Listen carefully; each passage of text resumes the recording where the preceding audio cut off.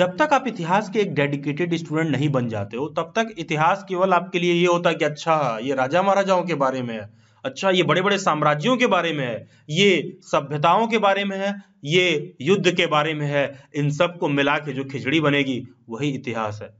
लेकिन नहीं, जब आप इतिहास के एक डेडिकेटेड स्टूडेंट बनते हो तो आपको पता चलता है कि यार इतिहास का दायरा तो बहुत बड़ा है, इतना बड़ा है कि सभी सब्जेक्ट्स को इतिहास अपने आप में समेट ले, क्योंकि किसी भी सब्जेक्ट का किसी दिन किसी प्रकार किसी तरह से कुछ उदय हुआ होगा तो वो आज इतिहास ही है।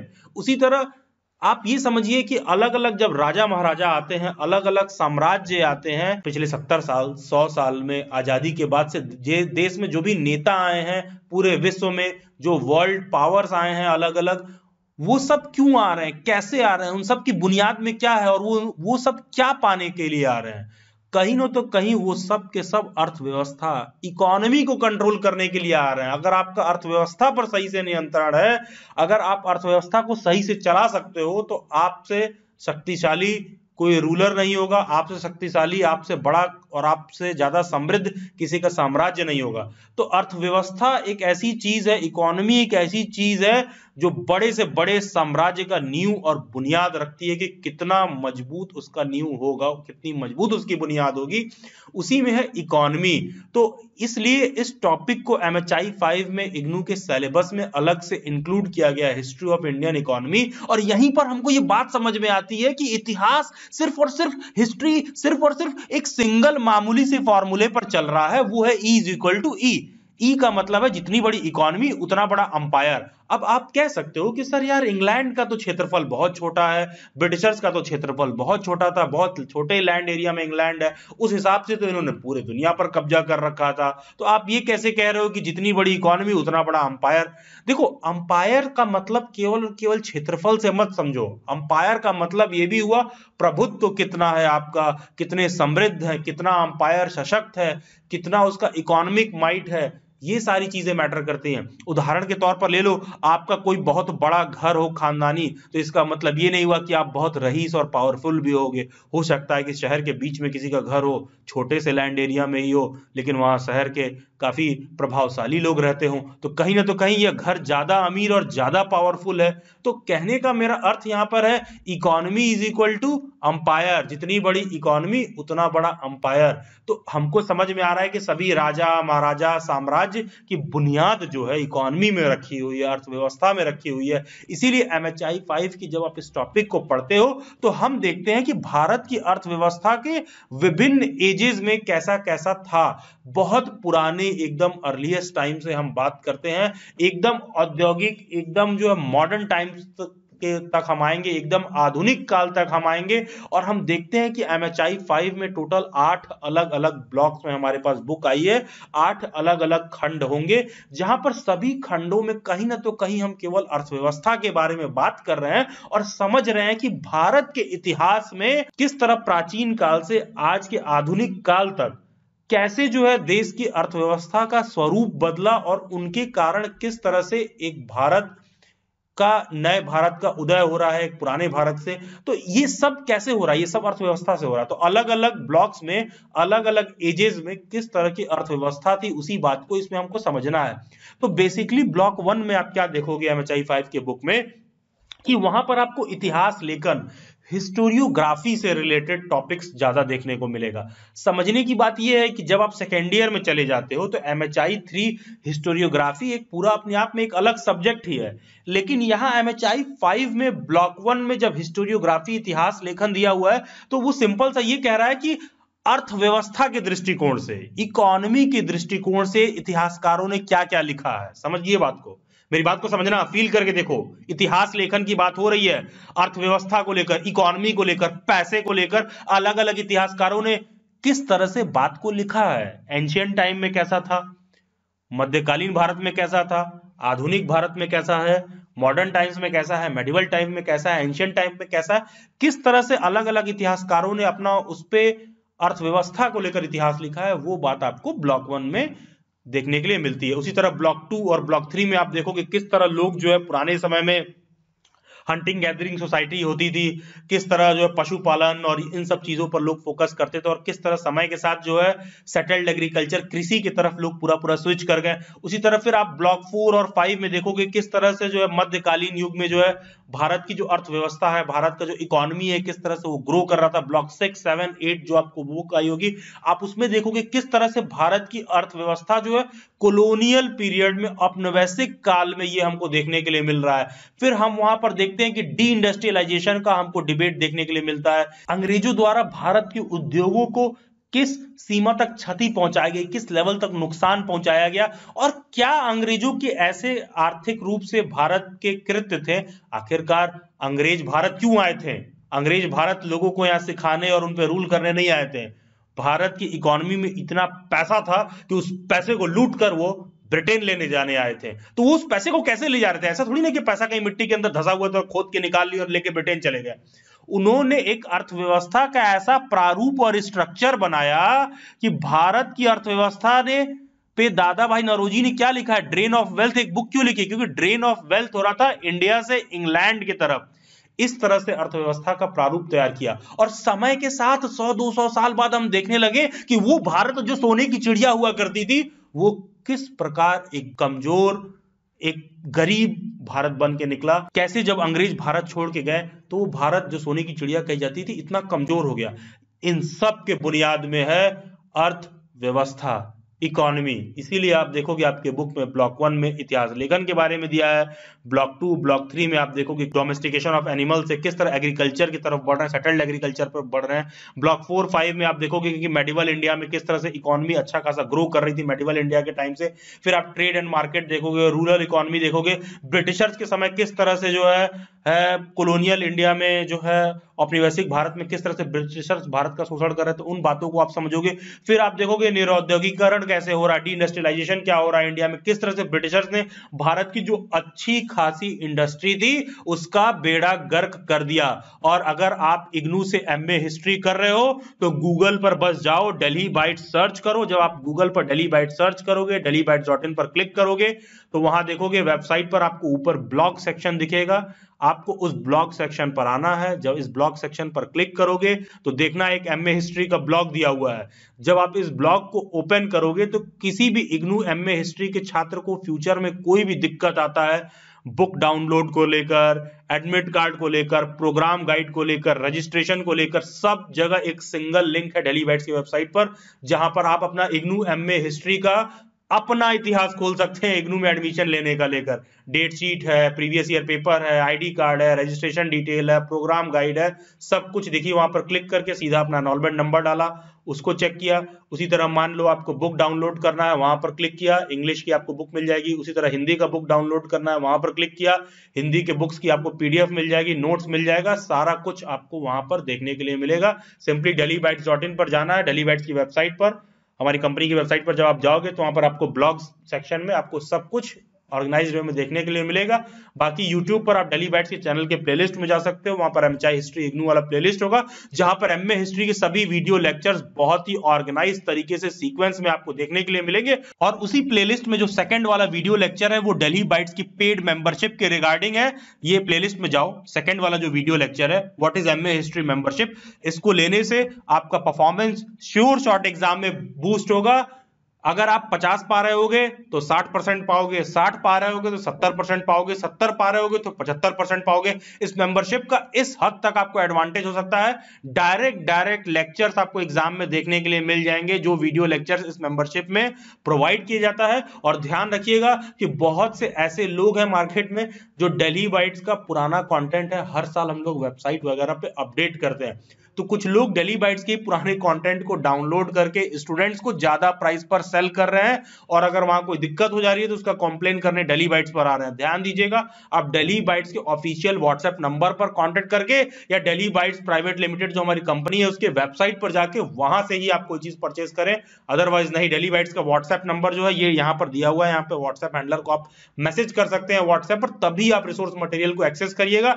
Delhi bytes oldest and most trusted platform है एमए हिस्ट्री का। It is one of the first platform जो एमए हिस्ट्री का लेक्चर्स प्रोवाइड कर रहा है। आप देख सकते हो 2018 का एक बहुत पुराना वीडियो लेक्चर मैंने आप लोगों को एग्जांपल के रूप में शो कर दिया है। तो उसी नोट्स और कंटेंट मटेरियल को नोट्स के नाम पर, वीडियो लेक्चर्स के नाम पर आपको ज्यादा प्राइस पर सेल कर रहे हैं। Be very cautious, very cautious. बाकी आप delhibytes.in भी विजिट करके सारे डिटेल्स को एक्सट्रैक्ट कर सकते हैं। तो ये है आपका सिलेबस। ध्यान दीजिएगा, यहां सिलेबस में कुछ एरिया मैं आपको इंपॉर्टेंट बताऊंगा, कुछ एरिया आपको कम इंपॉर्टेंट बताऊंगा। इंपॉर्टेंट से मेरा मतलब यह है कि उस एरिया को पढ़ने के बाद एग्जाम में आप इजीली 100 मार्क्स का क्वेश्चन कर पाओगे, पूरे 5 क्वेश्चन आप कर पाओगे। बुनियादी बात आपको ये जो समझना है, एग्जाम में टोटल 10 क्वेश्चन आते हैं, ठीक है, ये बात सबको समझ में आ रही। 10 क्वेश्चन आते हैं और एक क्वेश्चन 20 नंबर का होता है, लेकिन आपको एग्जाम में केवल 5 ही क्वेश्चन करना है। अब ये कोई ऑब्जेक्टिव एग्जाम तो है नहीं कि जहां पर कौन सा क्वेश्चन आएगा उसके 4 ऑप्शन में क्या रहेगा। यहां पर कोई सा भी एक ब्लॉक ढंग से आप पूरा पढ़ लोगे तो 100% है कि उस ब्लॉक से एक क्वेश्चन जरूर आएगा। तो मैं आपको यह बता दे रहा हूं कि कौन से ऐसे ब्लॉक्स हैं जो एग्जाम के 24 घंटा पहले भी आप पढ़ रहे हो, इस लेक्चर को देख रहे हो, तो उन ब्लॉक्स को, उन लेक्चर्स को पढ़ने के बाद इजीली आपका मिनिमम 60 to 70% से ऊपर मार्क्स आपके आ जाएंगे। अदरवाइज MHI 5 में बहुत बैकलॉग आती है, सिंस अर्थव्यवस्था की समझ हर लोगों को नहीं होता है, तो थोड़ा सा टॉपिक स्टूडेंट्स के लिए कठिन हो जाता है। जो टॉपिक मैं आपको इंपॉर्टेंट बता रहा हूं आप उसी सीक्वेंस में पढ़िएगा, और अगर आप लास्ट मोमेंट पर पढ़ रहे हैं तो जो टॉपिक मैं कहूंगा कि छोड़ दीजिए, तो साफ सुथरे शब्दों में उस टॉपिक को छोड़ दीजिएगा, क्योंकि जितना मैंने बताया है अगर आप उतना भी पढ़ लेते हो तो भी एग्जाम में श्योर शॉट आप पूरा का पूरा 100 मार्क्स का पेपर अटेम्प्ट कर लोगे। तो ध्यान दीजिएगा, जब आप बुक ओपन करते हो तो ये जरूरी है कि MHI 5 में आप ब्लॉक 1 जरूर से पढ़ो। तो ब्लॉक 1 इंपॉर्टेंट है, ब्लॉक 1 श्योर शॉट आपको पढ़ना है। तो सबसे पहले प्रायोरिटी पर आप रखिएगा ब्लॉक 1 को पढ़ने के दृष्टिकोण से। उसके बाद आपको ब्लॉक 7 और ब्लॉक 8 को सेकंड और थर्ड प्रायोरिटी पर रखना है पढ़ने के दृष्टिकोण से। जब बुक ओपन करिएगा तो सबसे पहले ब्लॉक 1 पढ़ना, फिर ब्लॉक 7 पढ़ना, फिर ब्लॉक 8 पढ़ना। इससे MHI 5 पर थोड़ी आपकी समझ और ग्रिप बढ़ जाएगी। उसके बाद ही बाकी के किसी ब्लॉक्स पर स्विच करिएगा, क्योंकि बाकी के ब्लॉक्स में एंशिएंट और मेडिवल इकोनॉमी के बारे में ज्यादा समझाया है, तो उसको थोड़ा स्टूडेंट्स को शुरुआती दिनों में समझने में दिक्कत होती है। लेकिन यहां पर कहीं ना तो कहीं हम वो बात कर रहे हैं जिससे एग्जाम में आप मैक्सिमम मार्क्स स्कोर कर सको और पूरा का पूरा 100 नंबर का पेपर अटेम्प्ट कर सको। तो अब हम देख लेते हैं कि वो कौन सा एरिया है जिसको बिना पढ़े या जिसको हम कट कर दें तो उसके बाद भी हम पूरा का पूरा 100 नंबर का पेपर अटेम्प्ट कर लेंगे, और इतने एरिया को ना पढ़ के जाएं या काट दें तो आपके मार्क्स पर रत्ती भर का थोड़ा सा भी फर्क नहीं पड़ेगा। देखिए यूनिट 12 से अगर आप काटेंगे तो नीचे बढ़िएगा, ये इतना एरिया आप कट कर दो, ठीक है। इतना आपको एग्जाम में अगर आप पढ़ के जाओ ना पढ़ के जाओ तो बहुत ज्यादा डिफरेंस नहीं क्रिएट करेगा। जितना बताया गया आप केवल उतना ही पढ़ लो तो भी आप 100 मार्क्स का पेपर इजीली अटेम्प्ट कर पाओगे। यहां ध्यान दीजिएगा, यूनिट 10 इंपॉर्टेंट है। ब्लॉक 3 में यूनिट 10 पढ़ना है, इंपॉर्टेंटली पढ़ना है। Feudalism debate in Indian history बहुत इंपॉर्टेंट टॉपिक है। उसी तरह ब्लॉक 2 में आप जो देखोगे यूनिट 8 और 9 आप कट कर दो, ठीक है। इकाई 8 और इकाई 9 आप कट कर दो। उसी तरह आप देखोगे यहां पर ब्लॉक 2 में यूनिट 6 आप कट कर दो, ठीक है। खंड 2 में इकाई 6 आप इसको कट कर दो। बाकी का सारा टॉपिक पढ़ना है। तो ब्लॉक 1 इंपॉर्टेंट हो गया, फिर यूनिट 5 इंपॉर्टेंट हो गया, यूनिट 7 इंपॉर्टेंट हो गया और यूनिट 10 इंपॉर्टेंट हो गया। इतना आप पढ़ लो, इतने में से आपको डायरेक्ट समझ लो 40 नंबर का क्वेश्चन, 60 नंबर का क्वेश्चन मिल जाएगा। बाकी के 40 नंबर के क्वेश्चन ब्लॉक 6, 7, 8 से मिल जाएंगे। उसी तरह अब आप देखो यहां पर यूनिट 7 देखो, ठीक है। इकाई 7 देखिए, यहां पर लिखा है कि comparative structure of economies in सब अर्ली स्टेट्स। यहां पर अर्थव्यवस्था की तुलनात्मक संरचना के बारे में आपको पढ़ना है प्रारंभिक राज्यों में, जो कि थे Maurya, Kushan, Satavahana, Gupta.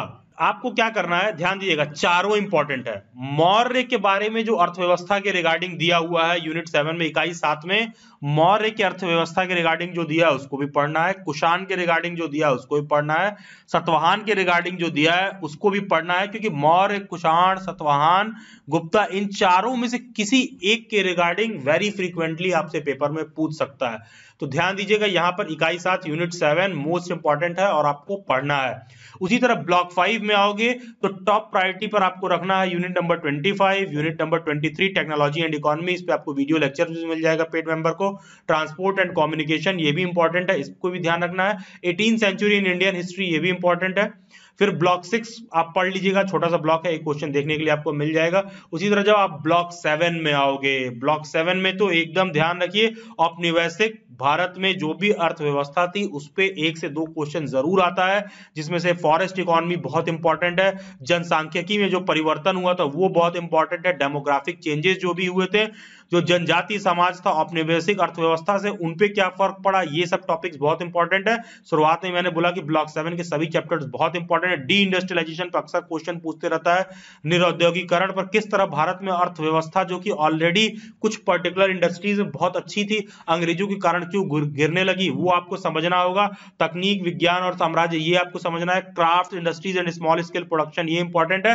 From planned economy to globalization, ये भी इंपॉर्टेंट है। जो पंचवर्षीय योजना वगैरह बनती है भारत में, ये आप देखते हो आजादी के बाद से आज तक की क्या अर्थव्यवस्था का स्वरूप रहा है, 2005 तक, 2010 तक, वो सारी चीजें आपको यहाँ देखने के लिए मिलती हैं।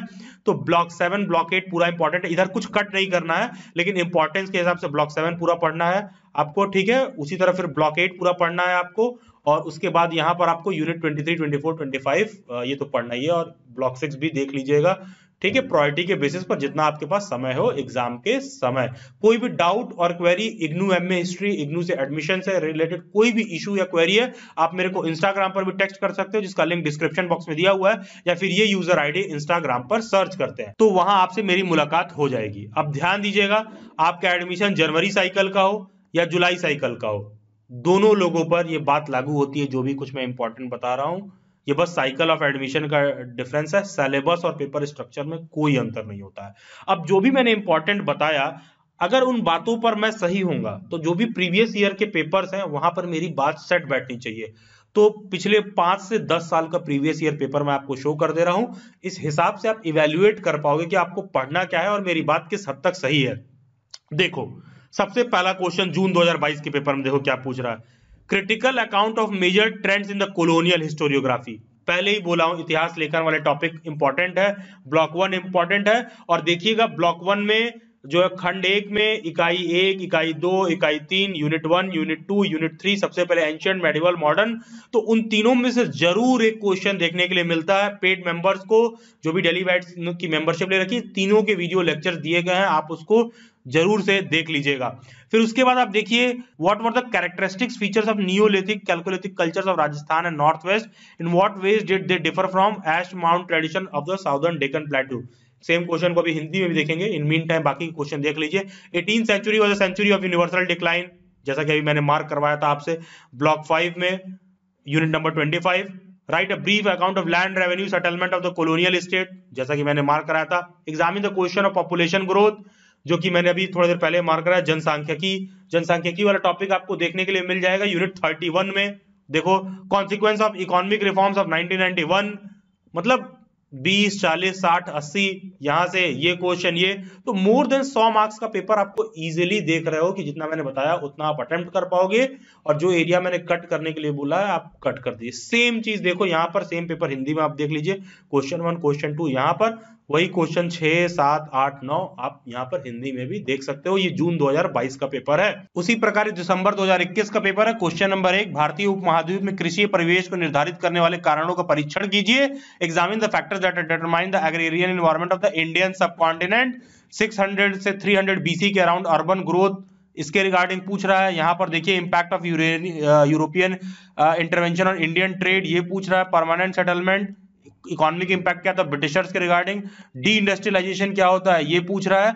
यहाँ देखिए 3 क्वेश्चन ये हो गया, 2 ये हो गया, ठीक है। दोनों मैं दिखा दे रहा हूँ आपको बुक में कहां पर देखने के लिए मिलेगा। भारतीय, और फिर देखिए लगभग 600 से 700 बीसी के अराउंड ये वाला क्वेश्चन, 18वीं शताब्दी वाला डिबेट, ठीक है। फिर स्थायी बंदोबस्त वाली बात हो रही है, निरुद्योगीकरण के रिगार्डिंग बात हो रही है। ये मेजर 5 क्वेश्चन आप सीधा सीधा देख लीजिए, जैसा कि मैंने बोला, environmental zones of Indian economic history, craft production to urbanization, जिसके रिगार्डिंग वो बात कर रहा है। क्वेश्चन नंबर 2, 18th सेंचुरी के रिगार्डिंग बात कर रहा है। डी इंडस्ट्रियलाइजेशन के रिगार्डिंग बात कर रहा है। जिन टॉपिक्स को मेजरली मैंने मार्क कराया है उससे टोटल का टोटल 5 क्वेश्चन आप अटेम्प्ट कर पा रहे हो। जून 2021 का पेपर देख लो। Revisionist approach of studying the pre colonial economic historiography के बारे में बात कर रहा है कि प्री कॉलोनियल इकोनॉमिक में रिविजनिस्ट अप्रोच कैसे था, किस तरह से लिखा गया, उसकी बात कर रहा है। इकोनॉमी ऑफ शतवाहन, गुप्ता, कुषाण, जिसमें से मैं बोला था कोई एक जरूर पूछ देगा। शतवाहन वाला इंपॉर्टेंट है। देखो यहाँ पर देखिए, यहाँ मैंने बोला था ना आपसे कि मौर्य, कुषाण, शतवाहन, गुप्ता, कोई एक इसमें से पूछेगा आपसे। तो मौर्य, कुषाण, शतवाहन, तो देखो शतवाहन यहाँ पूछ दिया पेपर। फ्यूडलिज्म इन इंडिया, यहाँ आप देखो जब मैं पूरा सिलेबस कट करवाया आपसे, ये वाला एरिया पूरा यूनिट 11 से यूनिट 20 तक जब मैं कट करवाया, तब भी मैंने कहा था कि इकाई 10 पढ़ो, यूनिट 10 पढ़ना है, feudalism debate in India. Direct question देखने के लिए मिल रहा है, was there feudalism in India, comment. 3 question, section 1 total जो है 60 मार्क्स का क्वेश्चन डायरेक्ट देखने के लिए मिल रहा है। उसी तरह सेक्शन 2 में आप देख लीजिए, यहाँ पर देखिए 18th सेंचुरी की बात में बात कर रहा है, was century of anarchy and chaos. Colonial forest policy के बारे में बात कर रहा है, population growth in India during the colonial period के बारे में बात कर रहा है। भाई ये तो टॉपिक टोटल मार्क कर रखा है भाई। Demographic change in the agrarian society in colonial India, ये रहा। 18th सेंचुरी पॉलिटिकल डिबेट, ये रहा। डी इंडस्ट्रियलाइजेशन, ये रहा। Forest economies in colonial India, ये रहा। औपनिवेशिक भारत में वन अर्थव्यवस्था के रिगार्डिंग, मतलब टोटल के पेपर में 120 नंबर का क्वेश्चन ऐसा होगा जितना मैंने बताया वो आपको वहां से देखने के लिए मिल रहा है। सेम चीज हिंदी में देखिए, जून 2021 का पेपर, सेम चीज 18वीं शताब्दी अराजकता और अव्यवस्था की शताब्दी थी, उसके रिगार्डिंग पूछ रहा। औपनिवेशिक वन नीति, जैसा कि मैंने बोला था, ये इंपॉर्टेंट है। औपनिवेशिक काल में भारत में जनसंख्या वृद्धि के प्रश्न का परीक्षण कीजिए। तो डायरेक्ट क्वेश्चन आपको देखने के लिए मिल रहा है। उसी तरह जून 2020 का पेपर देख लीजिए, वहां हिस्टोरियोग्राफिकल स्केच के रिगार्डिंग बात कर रहा है, इकोनॉमिक हिस्ट्री कॉलोनियल पीरियड में बात कर रहा है। ध्यान देना, agrarian taxation under the Mauryas, जैसा कि मैंने आपसे बोला था, मौर्य, कुषाण, शतवाहन, गुप्ता, कोई भी एक पूछ देगा। फिर यहाँ question 7, Indian merchants play in the Indian economic during the late 19th century, ये आपको क्वेश्चन मैंने डायरेक्ट मार्क करवाया है। फिर उसी तरह देखो यहाँ पर मॉरिस का argument, not much direct evidence of the decline of India's traditional industries, ये डी इंडस्ट्रियलाइजेशन वाला क्वेश्चन ही है। ध्यान दीजिएगा, ये डी इंडस्ट्रियलाइजेशन वाला क्वेश्चन ही है। उसी क्वेश्चन का सेंटेंस वो घुमा दिया है। क्वेश्चन नंबर 9 जो दे रखा, भारतीय पारंपरिक उद्योगों के पतन के संबंध में कोई प्रत्यक्ष साक्ष्य नहीं मिलते हैं, ये ब्रिटिशर्स का पक्ष है उसी इतिहास लेखन पर। तो ये सेम पेपर आप हिंदी में देख लीजिए। फिर दिसंबर 2020 का पेपर देखिए, approaches to study the medieval Indian economy, जैसे कि मैंने बोला था कोई एक तो आपसे पूछेगा। Characteristics of the Harappan sites, block 2 में यूनिट नंबर 5 में आपको देखने के लिए मिल जाएगा डायरेक्ट क्वेश्चन। फिर उसी तरह 18th सेंचुरी वाला क्वेश्चन देखिए, हर जगह पूछ रहा है। Colonial intervention in tribal economy, मैंने आपको ऑलरेडी मार्क करा रखा था, लेट 19th और 20th सेंचुरी में।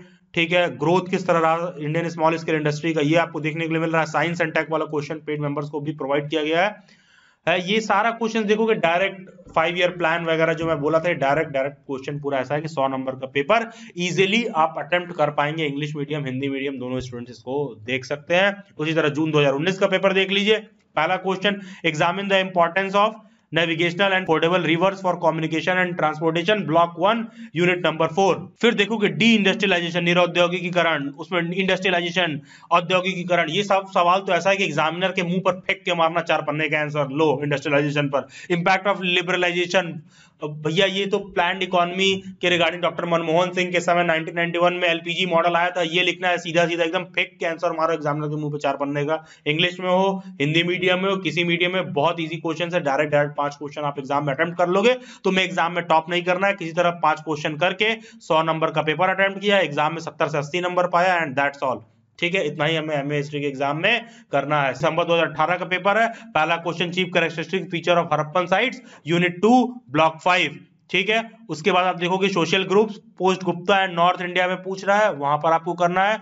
फिर उसी तरह आप देखिए swadeshi movement, development of science and tech in India, last के 2 ब्लॉक्स में आपको देखने के लिए मिल जाएगा।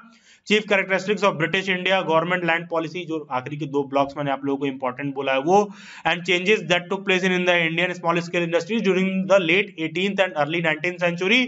थोड़ा ये आपको समझना होगा, कुछ साल का पेपर ऐसा होता है ना, क्वेश्चन डायरेक्ट नहीं आता है, बहुत ही सब्जेक्टिव में पूछ देता है, जो तुमको देख के लगेगा अरे यार ये तो वो नहीं है जो मैं पढ़ के आया हूँ। ध्यान दो, लिखना तुमको वही है जो तुम पढ़ के आए हो, तो चाहे तुम्हें देख के लग रहा है कि नहीं नहीं यार ये तो वो नहीं है जो मैं पढ़ के आया हूँ, उसी क्वेश्चन को वो ट्विक करके दूसरे तरह से पूछ देते हैं। तो जो टॉपिक आपने प्रिपेयर किया उससे एक क्वेश्चन रहेगा ही रहेगा, उतना मिनिमम बेसिक कॉन्फिडेंस आपको रखना चाहिए। सेम चीज देखो, जून 2018 का पेपर है, जून 2018 का हिंदी में पेपर है। आप देख लीजिए डायरेक्ट क्वेश्चंस, जो टॉपिक हमने पीछे अभी देखा वो सारे क्वेश्चंस यहाँ पर कवर्ड है। सेम चीज जून 2015 के पेपर में, अगेन हिंदी में भी जून 2015 के पेपर में। दिसंबर 2015 का पेपर आप देख लीजिए, सभी प्रीवियस ईयर पेपर्स मैंने अटैच कर दिए।